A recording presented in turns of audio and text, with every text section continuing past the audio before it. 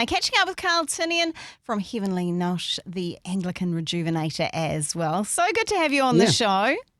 Reverend Carl Tinnion, in fact. Kia ora, welcome back.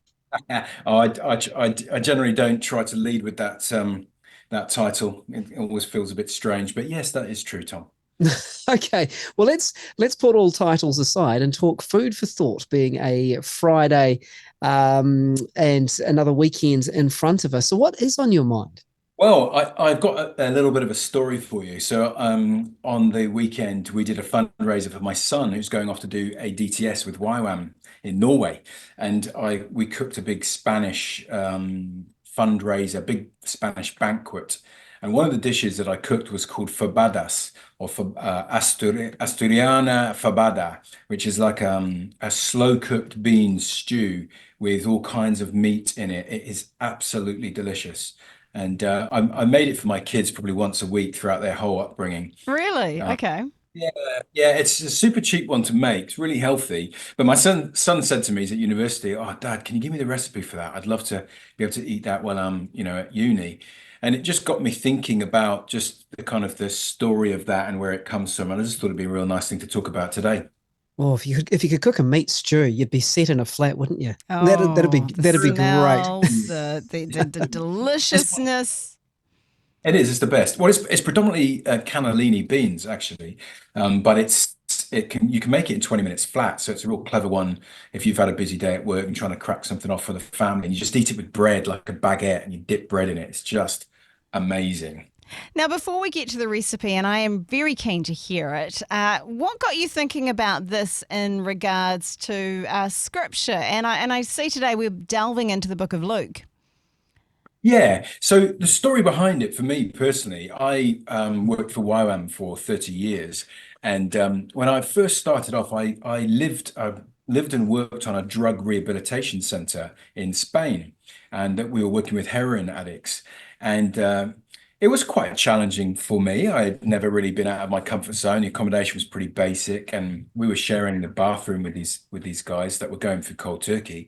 But every single day we ate this dish, fabada, and they would go and collect all the gone off food from the market on a Friday, stale bread, gone off salad. I think even every day they might have gone, and everything, all the meat that had mold on it, it was, anything that they were throwing away came back to this Hmm. rehab center. So they made this stew every single day, and we ate it for 3 months flat. And all my people in my team just got really fed up with it, but I loved it every single day. I never got bored of it. But we'd sit down with these guys that were going through trying to break heroin addiction, and we'd share this bowl of stew together. And I just thought it's the food of the poor. Every culture, particularly in Europe, had some kind of slow cooked bean dish with bits of cured meat in. In France, you have cassoulet, um, and Brazil, like even Portugal, have their own sort of versions.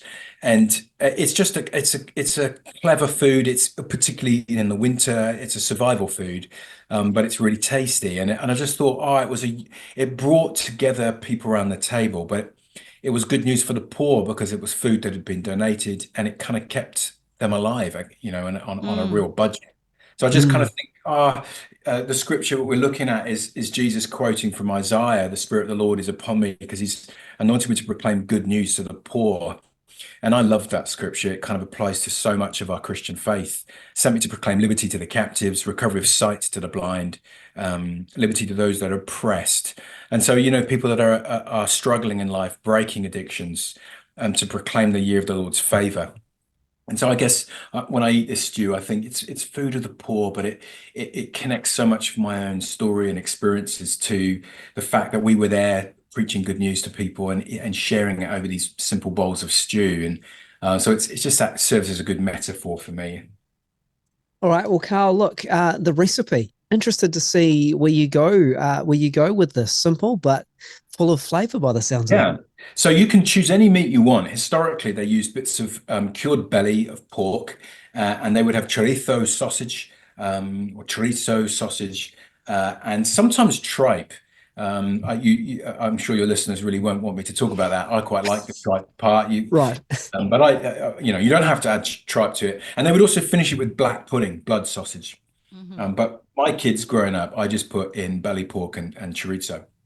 So you fry off some onion in some virgin olive oil and quite a lot of garlic, maybe 3 or 4 cloves. Soften that, and then add some chopped up chorizo sausage, and get the good stuff. I don't want to get sort of pedantic, but only buy it if it's made in Spain. A lot of the products in New Zealand, they don't taste like chorizo at all. So look at where it was made.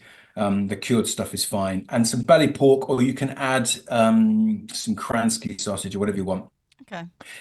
And then you mix all up, add a little bit of tomato puree, just a little bit, and then a can or two of cannellini beans. Drain them, add the beans, and then add about a can of water as well. A couple of fresh bay leaves, salt, and a good grind of fresh pepper, and then let the thing stew for about 20 minutes, and you're done.